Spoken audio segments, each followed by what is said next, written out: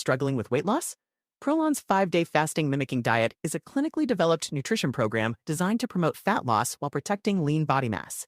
Developed at USC's Longevity Institute, it assists the body in entering a fasting-like state that helps reset metabolism and target visceral fat. In just 5 days, Prolon offers a science-backed approach to weight loss without extreme restriction or guesswork. Get 15% off plus a $40 bonus gift when you subscribe at prolonlife.com/now. The following program does not offer personal medical advice. Please consult your doctor before using any treatment or product we cover.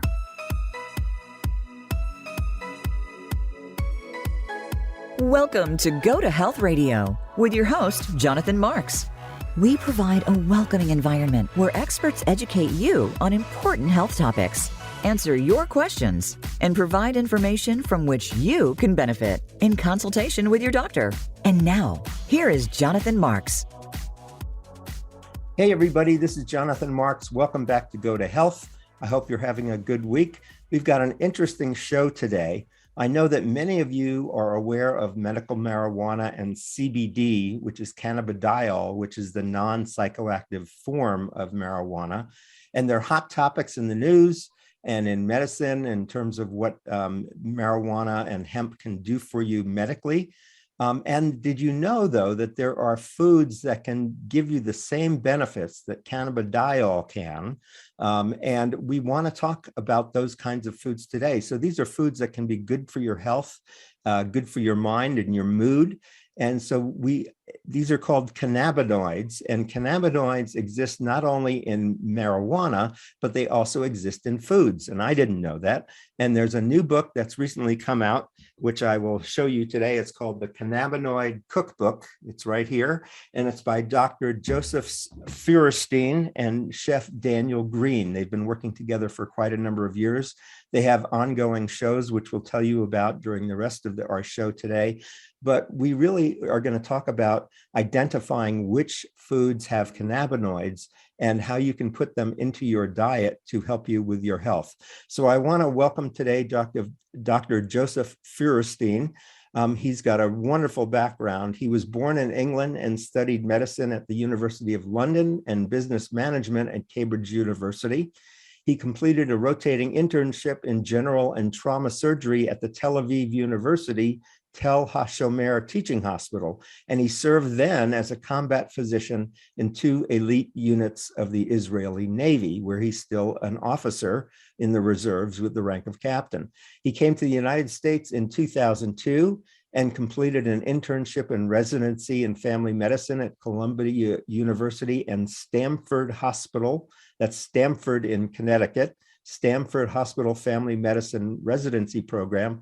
And he then spent 2 years studying with Dr. Andrew Weil, who you will know as a very famous doctor in integrative and natural medicine, as part of the fellowship in integrative medicine at the University of Arizona School of Medicine. He's recently served 14 years as the director of integrative medicine at Stamford Hospital in Connecticut. And he uses nutrition, hypnosis, acupuncture, botanicals, and stress management to help treat chronic medical problems such as obesity, diabetes, elevated cholesterol and hypertension, and many other conditions. And he's seen over 40,000 integrative medicine patients. So if you're into integrative medicine, this is the guy to follow. Dr. Feuerstein works in medical teaching at Greenwich Hospital and as an assistant professor of clinical medicine at Columbia University in New York City. He's received a certification in medical acupuncture from SUNY Downstate and also is certified in clinical hypnosis from the American Society for Clinical Hypnosis. He holds a license as a homeopathic physician from the state of Connecticut, and he has published over 30 peer-reviewed studies and poster presentations and won multiple awards for medical research and education, and is a Castle Connolly New York Magazine and Connecticut Magazine top doctor. And he's also the co-host of the internet show Condition Kitchen on Everyday Health. And that's a website that you can go to, which is Everyday Health. We'll talk to you more about that and his upcoming shows. And he's the author of the book that we're going to talk about today, the Cannabinoid Cookbook. So welcome to the show, Dr. Joe. How are you today? I am great, Jonathan. Thank you very much. That was a very long introduction.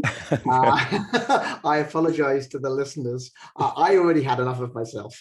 Okay, good. Well, it's so impressive that I really wanted to share that with everybody. Thank you. So, You. Joe, with the Cannabinoid Cookbook, Mm. I want to start with some basics. Mhm. Let's talk about what cannabinoids are and how it relates, how cannabinoids work in our body in what's called the endocannabinoid system. So explain that for us a little bit.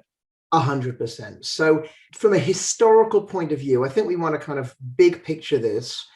How do we even know about this system? So there are herbs and the like that we've been using in medicine for thousands of years. Morphine is not new. Morphine from opium was used in ancient times in Egypt, and so was cannabis. Cannabis has been used for thousands of years in healing since Egyptian time. What happened is, from a historical point of view, is that there was a lot of research done in the last century on why morphine works to help reduce pain. We use it all the time. And so someone in the 1960s, his name is Professor Raphael Rechulam, and he's in Israel. He was a postdoctorate student, and he said the same thing. Well, if opium, which is where morphine comes from, if opium works on specific receptors of the body, then perhaps there's something in cannabis, which we've been using for thousands of years, that might work as well. And so in the 1960s, he did work on this, and he eventually came up with in 1964 with the first cannabinoid, meaning it is derivative of cannabis, and it works on the body's system, which we'll talk about in a second. The first one ever isolated, 1964, was tetrahydrocannabinol, which is the one that we all know about because that's the psychoactive one that's found in cannabis, essentially in marijuana. Okay. Mm-hmm. I am going to, if permit me to kind of just describe a little bit about the different types of cannabis, because you need to understand just the nomenclature, in other words, the words for this. Okay. So basically, cannabis is a plant. There are arguably three different versions of cannabis. We have cannabis sativa, cannabis indica, and cannabis ruderalis. Now, there are a lot of people who say that there aren't three types of cannabis, like subtypes of the plant, species of the plant. There's actually only one type, and that is sativa. And everything sativa, they're just different versions of sativa. So that's the cannabis plant. Mm-hmm. If cannabis, usually sativa, contains tetrahydrocannabinol, which is the product, that compound that was found by Professor Rechulam in the 1960s, that by definition makes it marijuana. If it does not contain, cannabis sativa does not contain tetrahydrocannabinol, THC, then it's not marijuana, it is hemp. And CBD is the oil of hemp. So I just want to kind of explain that. I don't want to get into too much about cannabis and CBD, but I want us to understand. But the point is that there are lots of other compounds that work on the same system, the endocannabinoid system of the brain.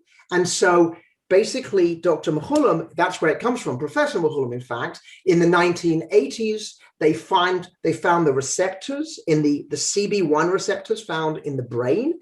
About 4 years later, in 1989, they found the CB2 receptors. Those are found in the body. And essentially, they then worked out in the end of the decade, the millennium, in the end of 1999, Professor Rechulam came up with the idea that because cannabis has lots of different compounds that all work on this system, if you use them together, what's called the entourage effect, what you're doing is stimulating the system from lots of different angles. And the point of the cookbook is to use as many different cannabinoids in food. So the foods we talk about in the cookbook, they all don't work on the same way. They work on many different ways, all stimulating that system in lots of different ways, all there to increase your endocannabinoid system activity, and that will have health benefits. Got it. Thank you for that. So I want to be clear. So we have an endocannabinoid system in our body, and it happens to be receptive to cannabis and cannabidiol. But Right. tell us, what does the endocannabinoid system in the body do? Absolutely. So this is an incredibly important system that is really not well known about until about 20 years ago. When I was in medical school, no one knew about that. You knew there was a cardiovascular system. You knew there was a pulmonary system. You'd never heard of an endocannabinoid system, but now we know it exists. In fact, the CB1 receptors, which are the cannabinoid receptors in the brain, are one of the most common. They are one of the highest volume of receptors in the brain at all. And so the endocannabinoid system, it works essentially by being our homeostatic system. So what does that mean? The body wants to get back into balance. That's not just some kind of Zen idea. That's literally how this works. Homeostasis is the body getting back into balance. And when you learn about this in physiology, you know, this happens and the body tries to get back to its normal resting state. What we now realize is the system of the body that is responsible for getting back into balance is in fact the endocannabinoid system. And you need to be back in balance, because in balance, when the blood pressure is normal and the heart rate and the respiratory system and everything has gone back to its normal resting state, that is the best, most ideal state for the body. And so getting into homeostasis is important. So the body, if it is pushed out of, you know, there's a trauma, you bang your leg or you burn or something like that, with all the other things that are going on, inflammation and healing, there's also an activation of the endocannabinoid system, making these specific endocannabinoids we make in our own brain that are stimulating the body to get back into homeostasis. What do? They regulate your sleep. What do? They have an effect on mood and neurotransmitters in the brain. They have an effect on metabolism, on appetite, on learning, on memory, fertility, bone health, liver health, heart health, and CB2, more specifically, reducing pain and inflammation. So this system is everywhere, and it's super important. And to be able to use food to actually stimulate it is a completely novel idea. Right. So I just want people to understand how important this system is. Now, it has the word cannabis, or it's kind of that derivative in the word, but it really is a natural system in our body, which happens to respond to marijuana. But as we're going to hear in the rest of the show today with Dr. Joe here, that there are other foods that also contain cannabinoids, which can benefit your body if you eat them. So this is a great first explanation, Joe. So who kind of discovered that there were cannabinoids in foods? So this is, well, in foods, we go back to Professor Machulam, because he is the godfather. He's the godfather of cannabis research. He actually got a copy of my book, which was a great honor to be able to give it to him. Oh, wonderful. He's still a professor at the Hebrew University in Jerusalem in Israel. He's still working. He's still doing research. He is really a great man in this field. And this field is super important because clinically, we are using this all the time. So just to talk about this a little bit, as you rightly said, the body has its own endocannabinoid system. There's an obvious question. If cannabis happens to work on the endocannabinoid system, does it not make sense that the body has its own natural cannabis? And the answer is, it does. There are two compounds. They were found in 1992. They're both derivatives of fat. And one of them is called anandamide. Anandamide coming from the word for bliss in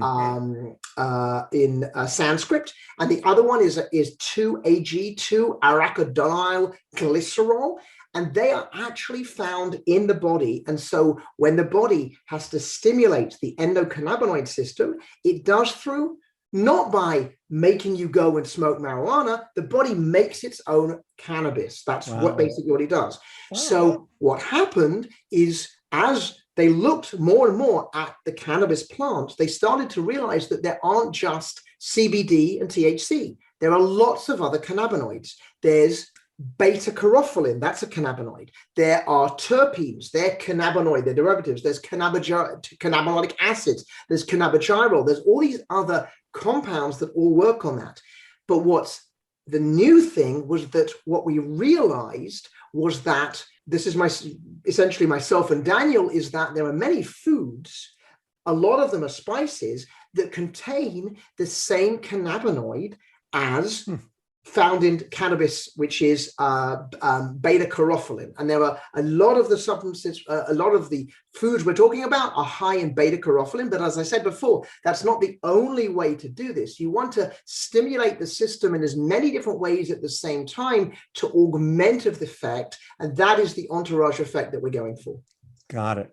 So we've got a lot of concepts here. We're going to talk a little bit more in more practical terms in our next segment when we have a little bit more time. But what I wanted to get through in this first part, which Joe, you've done a beautiful job explaining to us, is that we have an endocannabinoid system in our bodies, which, as Dr. Joe was saying, regulates many processes in our bodies. And Joe, I would think, you mentioned, blood pressure and heart rate and everything. I would think stress is a major stressor in our society these days. And I'm assuming that the endocannabinoid system also tries to help regulate our stress. Is that correct? That's actually how it's done. It's like, so for example, the CB1 receptors, what they actually do, getting a little technical, but there are other chemicals in the brain. It's not all cannabis, or it's not all anandamide and 2-AG. There are GABA. There are neurotransmitters, they're called. There's glutamic acid.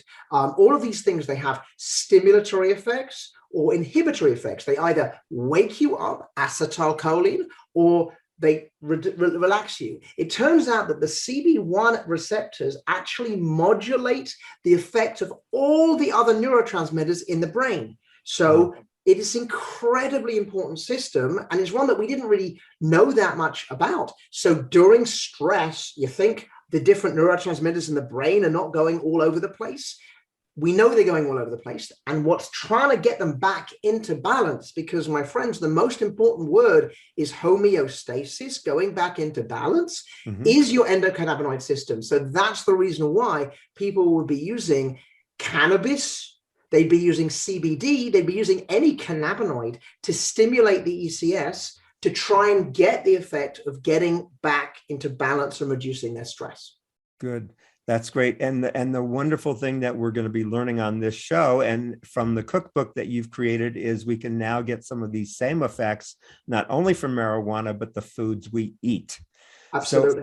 Good. So Joe, everybody stay with us. We're going to be back after these few messages. We've kind of now got this endocannabinoid system down. And what we're going to talk about in the next segments is really more about the cookbook and the ingredients that you can use that stimulate your endocannabinoid system to health effect and staying in homeostasis and in balance.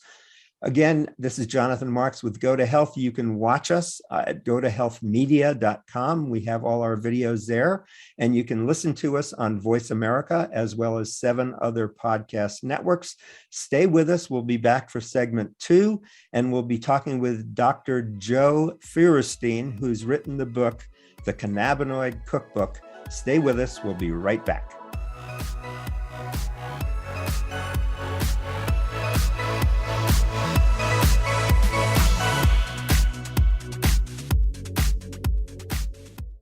Listen for Go to Health Radio, featuring host Jonathan Marks and health experts from around the world who bring evidence-based education from Western, alternative, and holistic practices. We bring together you, seeking relevant and proven information for your healthcare needs, and reputable healthcare experts and companies who offer quality education for your benefit. Monthly, we also share continuing education for medical professionals. Listen live every Wednesday at 12 noon Pacific Time and 3 p.m. Eastern Time on Voice America Variety.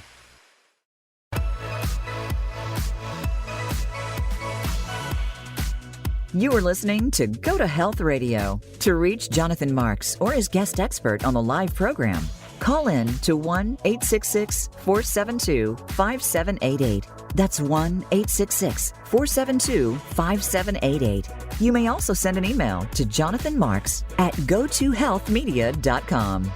Now, back to this week's show. Welcome back to Go to Health. This is Jonathan Marks with Dr. Joseph Feuerstein, and he is the author of the book along with Chef Daniel Green. He's the author of the Cannabinoid Cookbook, which has just come out. And we're very excited to have him with us because this book is so new. So, Joe, I want to talk in this next segment here, I think about 4 or 5 categories that you talk about of foods that can actually help bring us into homeostasis. The first one, it was a cannabinoid you mentioned in the last segment called beta-carotene. Beta-carotene. Yes. And can you tell me what beta-carotene does and then examples of some foods that you have in the cookbook that contain beta-carotene? Yes, absolutely. So beta-carotene is actually, I kind of want to big picture this slightly.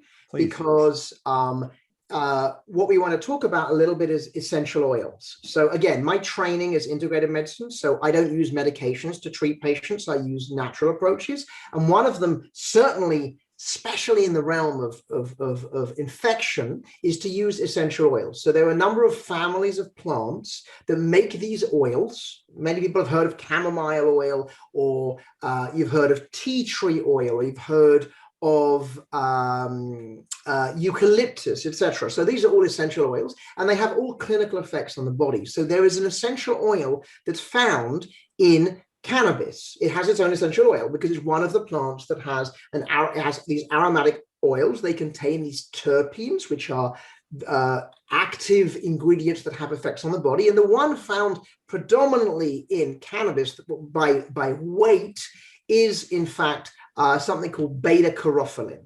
And beta-carotene works on the CB2 receptors. It stimulates CB2 receptors. Now, just to give us just for clarity, CB2 receptors are in the body versus in the brain. body. And kind of more working on. So, for example,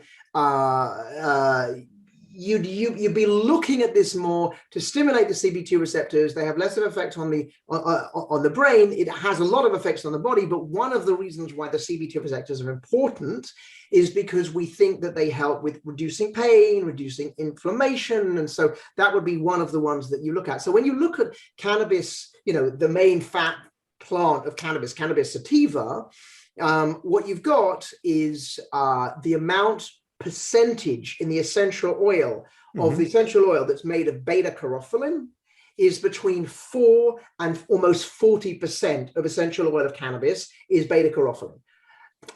The other ones that I'm using more for foods don't have quite the same percentage. So, for example, ingredient number 1 is black pepper, Piper nigrum.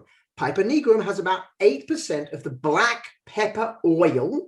That oil is about 8% of that is going to be beta-carotene. So if you ingest it, you are taking beta-carotene, and that is going to stimulate specifically the CB2 receptors. The interesting thing is that smell that you get of pepper when you grind it is actually because beta-carotene is an aromatic compound. You actually get that smell because of the beta-carotene. That's the smell of pepper. Got it.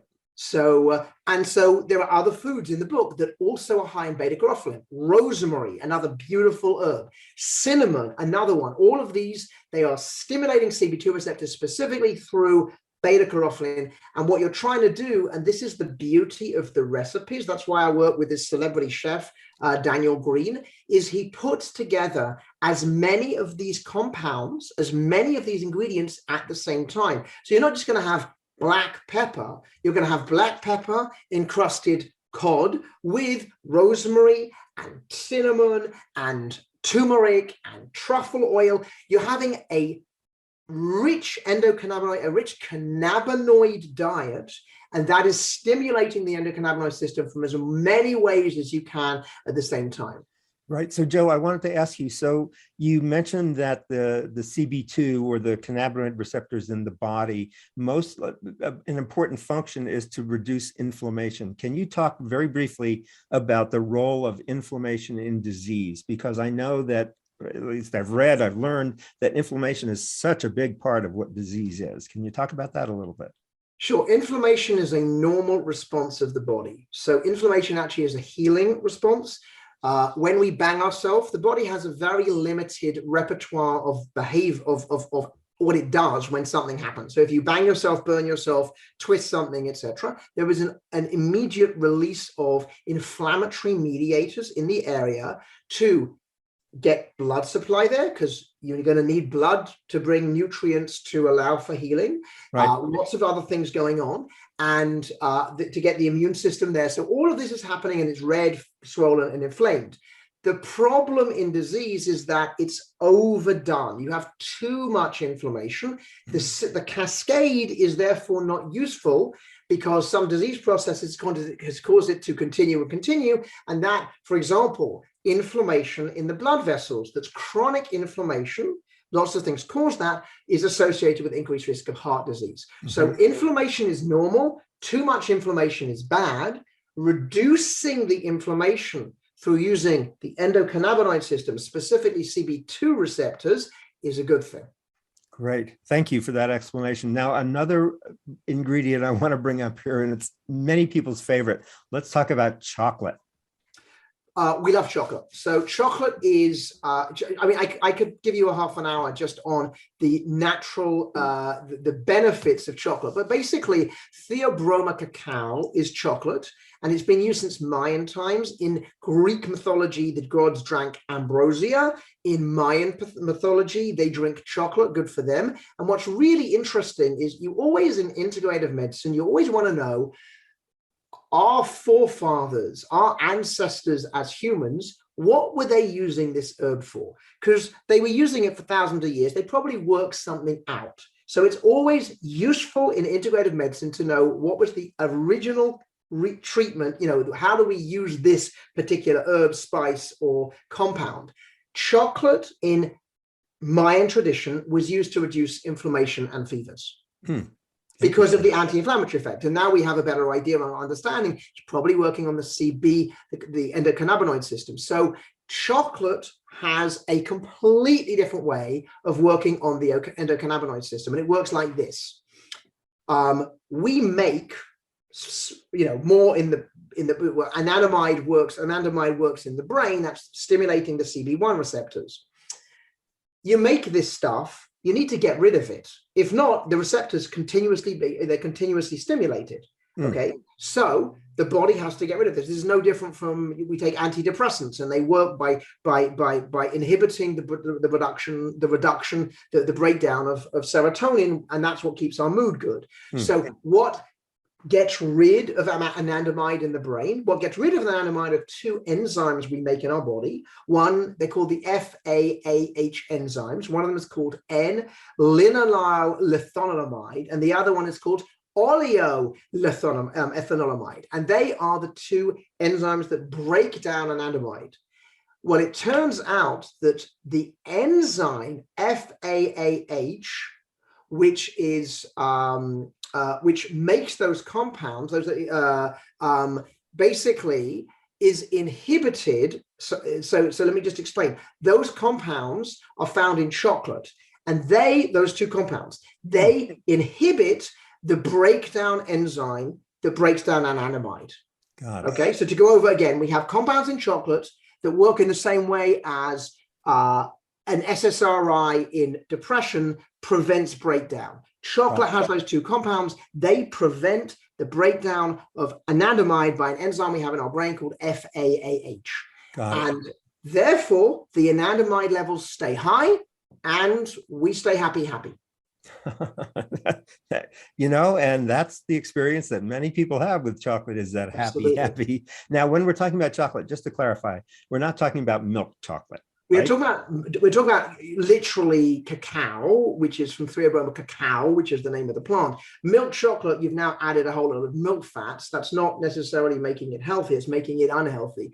Dark chocolate, which is high in cacao, that has a myriad of health benefits. Wonderful. Good. So this dark chocolate, or this cacao, keeps the anandamide in our systems and keep us, as you're saying, happy.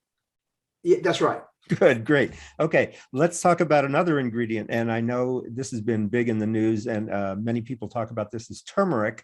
And what I know of turmeric, and you're going to explain more, is that it really helps reduce inflammation. So tell us what you know about turmeric and how that interacts with the endocannabinoid system, and what turmeric does and how it acts in the body. Right. So curcuma longa, curcumin, which is a spice, is essentially, that's what we're talking about, which is turmeric, and that's the standardized part is this compound called turmeric, and we know that it is anti-inflammatory. In fact, we have studies showing that it works essentially, especially if we put it together with the ginger, it works on the same way as Advil would work. It works on an enzyme in the body called COX inhibitor, and it's a COX-2 inhibitor is basically what it is. I'm sorry, it's a non-specific COX inhibitor. That's actually what turmeric does.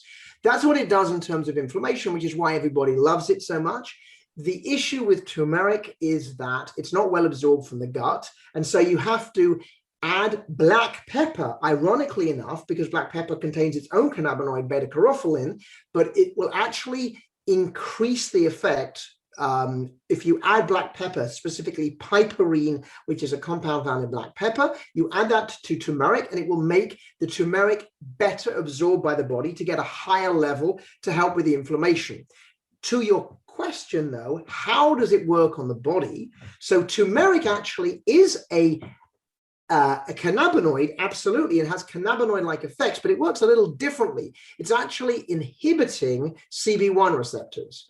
And so the reason why we brought it in is because I like the anti-inflammatory effects. It is technically a cannabinoid, but one of the issues with CB1 is that, and anybody who's ever used any kind of marijuana will know, that causes an increase in and a stimulation of appetite.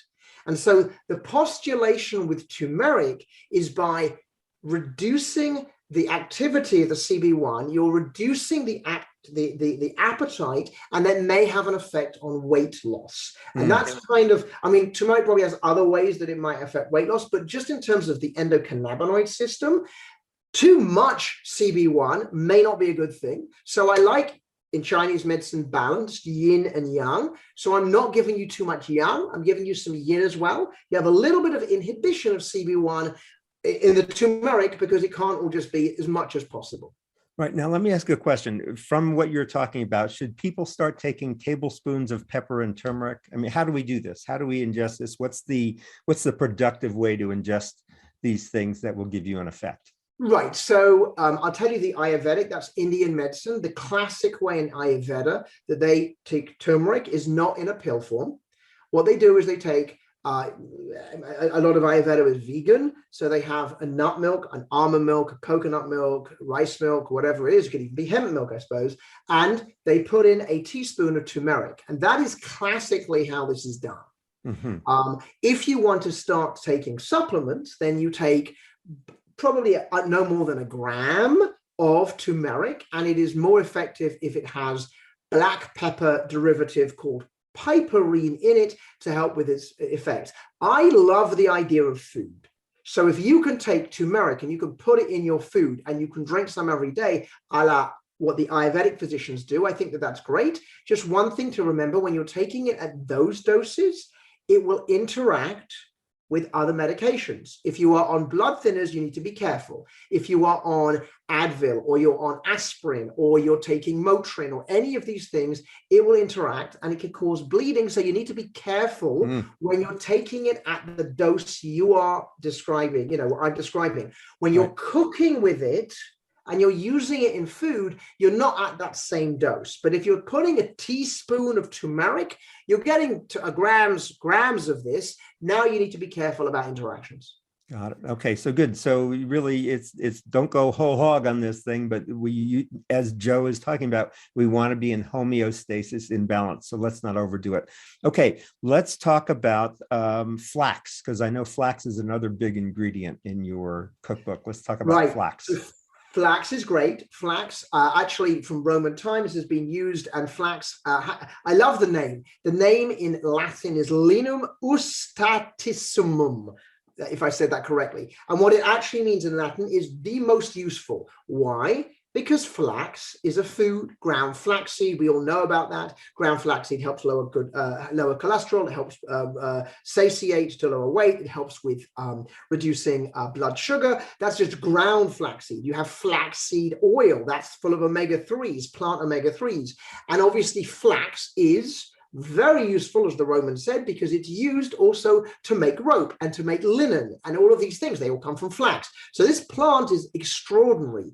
It happens to also have cannabinoid-like effects. And so researchers in Poland looked and found a non-CBD, so this is not CBD, but a CBD-like compound that was a CB2 agonist, meaning it stimulates CB2 receptors. And to remind you, the CB2 receptors are found in the body, and they're important in inflammation, pain, and reducing those. So another way of, so they even talked about the concept of taking flax, using flax bandages, because the CB2, this compound would then stimulate the local CB2 receptors and help reduce pain and inflammation.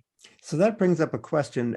You mentioned that CB2 receptors are around the body. Where in the body are they? If I just cut my wrist and I put it there, are there CB2 receptors in my wrist? So the CB2 receptors are found all over the place, certainly. They are found a lot in the gut, but the CB receptors are more found in the spinal cord specifically, obviously heavily in the brain, given that. But you're going to find them in other places, but you will find them, the gut, in the immune system, you'll find CB2 receptors, Okay, so they really are all throughout the body. That's yes, I mean, but they're in locations, they're in predominant locations where they are brain, gut, immune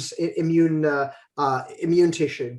So, what you're reminding me of, and really makes me more appreciative, is that we have here in the natural world, and for those of us who believe in God, God gave us these things, that there are natural compounds here that can heal us. And as you said before, Joe, you don't use pharmaceuticals, you basically use natural medicines, and here they are, and the effects that they can have on the body. In fact, as Hippocrates said, which is that food is medicine. This is literally, I'm just going with my mentor from 2,000 years ago, Hippocrates himself. Food is medicine, and so this is a book of how you use food to stimulate your endocannabinoid system. That's the whole concept here. Yeah, wonderful. So the last one I want to cover in this segment is truffles. Let's talk about truffles. This is my favorite. I mean, look, obviously chocolate's chocolate, right? Truffles is so elegant. It's so clever. So let me just give you the 2 seconds on truffles.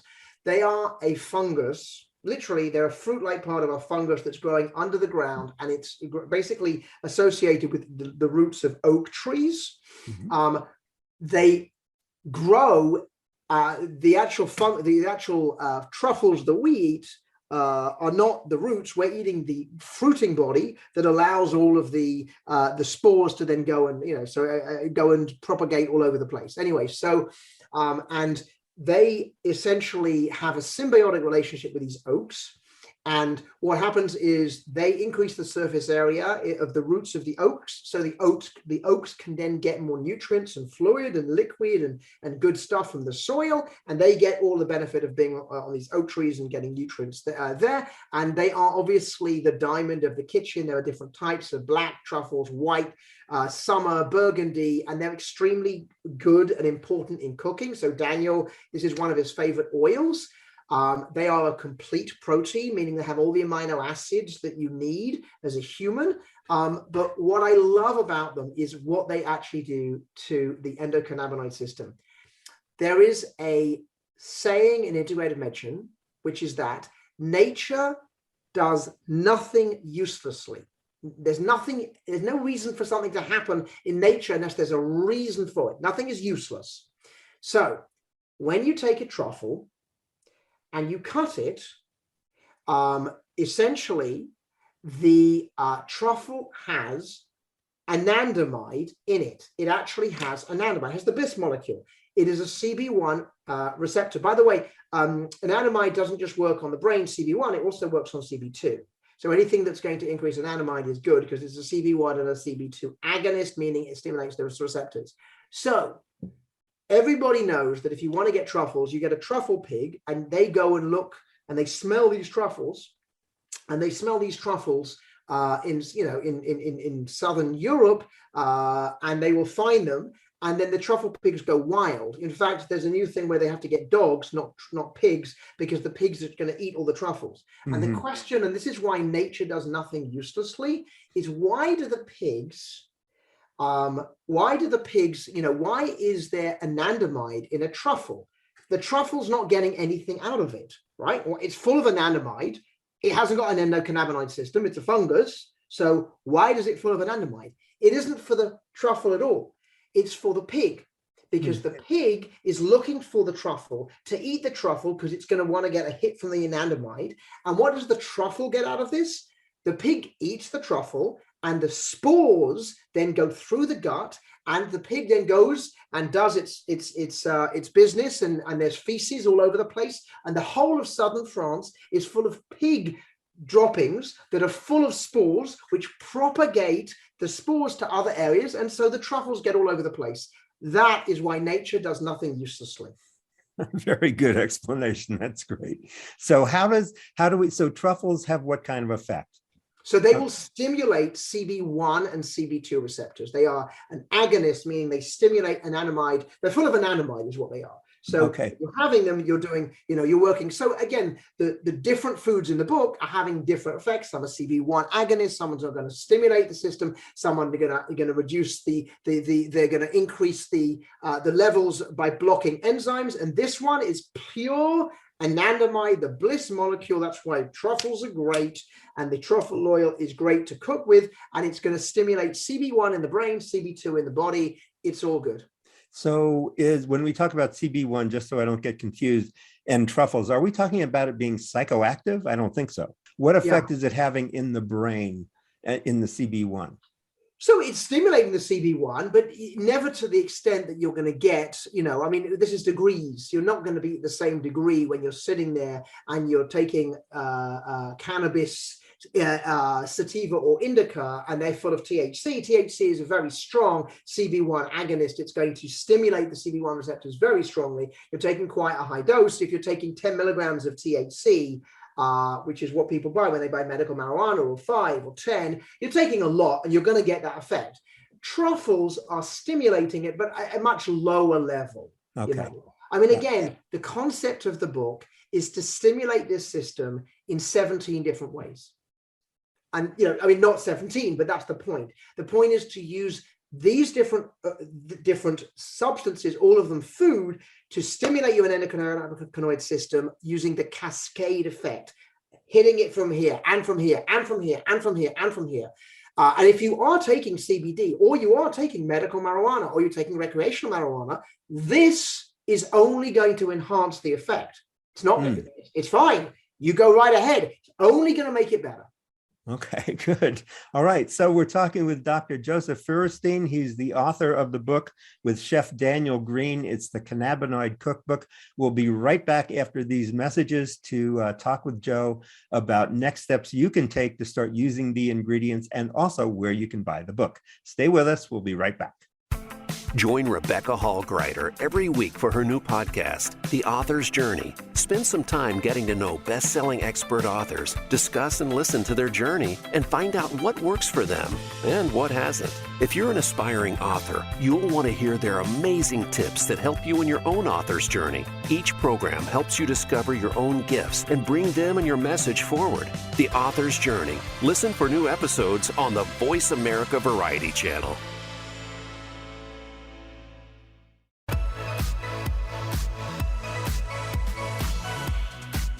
You are listening to Go to Health Radio. To reach Jonathan Marks or his guest expert on the live program, call in to 1-866-472-5788. That's 1-866-472-5788. You may also send an email to jonathanmarks@gotohealthmedia.com. Now, back to this week's show.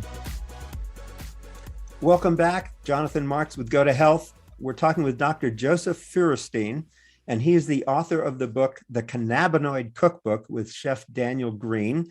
And this has been a wonderful interview, Joe. I'm really enjoying this. Thank you for being on the show today. Pleasure. So what I want to talk about in this last segment is I always like to emphasize what can people do next. If people want to pursue this and are interested in the cookbook, first of all, they can buy your cookbook, right? It's online yes, it now. comes out. Yes, you can pre-order. Please do. That always goes well. That would be on Amazon. Okay. And if you go to Amazon, it's being published by Mango Publishers out of Florida. Okay. And the Mango is apparently the fastest growing independent publisher in the world, apparently. Okay, good. So that's good Great. for us. So the first step is go to Amazon.com. Go to Amazon and write the word Cannabinoid Cookbook. And there is only one, there is nothing like it. In other words, you might find lots of books giving you recipes for how to use cannabis or how to use, how to make, I don't know, hash brownies or whatever it is. None of our recipes use cannabis at all because this is not using cannabis. This is using other foods to stimulate the same thing that cannabis does. Right. Okay. And if people want to learn more about your work, I know you're doing an ongoing show with Daniel Green. It's called The Conditioned Kitchen. Yeah. And where do people find Conditioned Kitchen? So you go to Everyday Health, www, everyday as in every day, right. And then health.com. Okay. And you in the search bar, you look for Conditioned Kitchen. What you'll find, it's actually very, very neat. What you'll find is myself and Daniel and guests with a patient.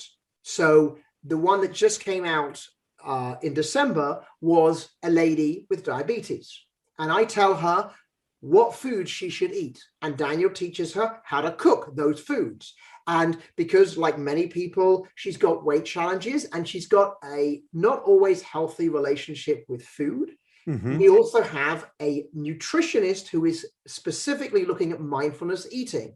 And so she also teaches mindfulness. And so all of that to 27-ish. The whole episode's about 27 minutes, and you watch Daniel cook, which is always fun because he's on the Food Network, so it's nice to see that, but it's medical. And then he asks me questions, and I tell you why this food would be good, why this food would be less good, etc. The new one coming out is with a lovely, lovely lady. It's coming out either next week or the week after, and she has a stage 3 colon cancer. And so there's a different diet, a different way of eating if you have cancer. And the challenge with her, Jonathan, is that she has a 2-year-old. So what is she going to eat that's going to be good for her, taste good, and be okay for a 2-year-old? Because they have quite, sophisticated, or rather lack of sophisticated palates. Right. And so Daniel comes with some amazing recipes that are good for the whole family. And then we have another one coming out. I believe it's at the end of this month, beginning of next month, which is Heart Month, which is someone with a heart condition and the diet we use for heart condition. Conditioned Kitchen on Everyday Health. Right. So am I understanding this is a monthly show? You do one new one each month? Is that right? So at the moment, we're doing it monthly. There's a discussion about it being picked up by one of the networks, but at the moment, that's kind of where we are. And and each one is a separate. We did one on inflammatory bowel disease. So we had a lovely lady, and that was for Crohn's. We did another one on diabetes. So, it's always very good to have a team. And this is really what integrated medicine is about. We're not just about how you eat and how you sleep and how you move. We want to do everything, and we want to get experts to come help us. Right. Good. So again, this is, if you go to everydayhealth.com, and when you get there, it's a large public education website on health. And when you get there, you want to put in Conditioned Kitchen, and you'll find Dr. Joe and Chef Daniel there with their monthly shows. And it may be getting picked up and coming on more frequently. So watch for the news for that. People can also stay in touch with you on your website, Joe, right? And it's Dr. Feuerstein, and we will put we will put this up on our website so you can see the spelling. But let me spell it now. It's Dr. like doctor, Feuerstein. So it's like the word fewer, Fewer, but it's Feuer and then Steen. So drfeuerstein.com. Is that right, Joe? That's absolutely right. Exactly. Good. And what do you have on the website there that people can learn about? So I think you might find it, and your listeners, viewers will find this of use. I have probably now 300 video blogs. So every 1 to 2 weeks approximately, I will do a video blog on, this is all based on science, and it's usually based on a most recent published study. A lot of it is going to be more things that people wouldn't have heard of in the world of integrated medicine. It's called the MD Minute. It goes on for about, it's probably more than a minute, it's probably about 2 minutes. I'll just give you a sample. The most recent one I did was on melatonin, because there's a whole load of issues with melatonin that you should hear about. And I'm a big fan of melatonin. I'm an integrated medicine doctor. I use melatonin all day. But the point is, you need to know about melatonin because there's some research on people who shouldn't be taking melatonin.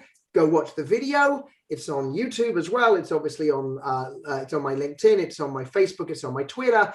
And every week to 2 weeks, there's a new video. The one I did before that was, there's a new vaccine came out for COVID-19 that's plant-based. It's a derivative of plants. Again, research. It's all research. I don't make it up. But it's interesting thing I think people should know about. And when you go on the website, you can sign up if you want, and you'll be on the newsletter, and you'll get, every time I do a new video, you'll get one too. There you go. That's the way. So, Joe, just to be clear, you're not seeing patients. You're not doing clinical work at the moment. No, at the moment, I'm teaching at Columbia, and I'm doing a lot of consulting and a lot of the media stuff with different television opportunities that have arisen. Wonderful. So you can get Dr. Joe's wisdom and knowledge and evidence-based medicine, which you know at Go to Health, we really focus on evidence-based medicine. You can get a lot of that by going to Dr. Feuerstein's website. That's drfeuerstein.com. And you can sign up for his newsletter, and you'll get notice of his continuing and frequent videos. And you'll be able to follow what's going on with Dr. Joe. So Joe, thanks so much for coming on the show today. I wish you the best with your cookbook. I think it's a very valuable addition to the whole endocannabinoid lore and knowledge, which again was discovered in the 1960s and 70s by Dr. Raphael Mechoulam. And it's just a continuation of this kind of evidence-based medicine. Joe, thanks so much for being with us today. It has been my honor. It's my privilege. Enjoy the book, guys. Enjoy the recipes. Have a cannabinoid-rich diet. Good. Thank you. And I will say that I've gotten a copy of this book, and I've really been, I've been devouring the book. It's got some wonderful recipes in there that are really, that's the brilliance of this book. It's a combination of using cannabinoids, but also with a really top chef. So you really get some great recipes to enjoy. Joe, thanks again for being with us today. Wonderful. My pleasure. Good. So thank you all for being with us today. I want to remind you that you can see us and watch us on gotohealthmedia.com. And when you go to healthmedia.com, you can also opt in to get on our email list and get emails about upcoming shows and also reminders about past topics. So maybe you missed some of our shows and you'd like to see them for the first time. So you can go to the website there and watch the videos when you want. We are also, of course, heard on voiceamerica.com. We're also heard on a number of podcast channels, including Google, Apple, Amazon, and about 4 or 5 others. So we're on many, many podcast networks. And one thing I'd love for you to do, when you visit our website, there's a tab that says testimonials. If you could click that testimonial tab and leave us a testimonial to let us know how you like this show and the other shows that we have there, that would be great, because it really helps spread our word. And the word that I'm trying to get out to people is elevate your life with expert health news you can use. That's why I'm here. That's why I'm doing this show. That's why I love doing this show, is sharing evidence-based medical information with you so that you can elevate your life. Take care, everybody. This is Jonathan Marks. And remember, go to health. Have a good week. We'll see you next week. Bye-bye. Thank you for tuning in this week to Go to Health Radio. Be sure to join Jonathan Marks and another health expert next Wednesday at 3 p.m. Eastern Time and 12 noon Pacific Time on the Voice America Variety Channel. You can also catch the program on your favorite podcast platform. Until our next show, be sure to visit us on the web at gotohealthmedia.com and elevate your life.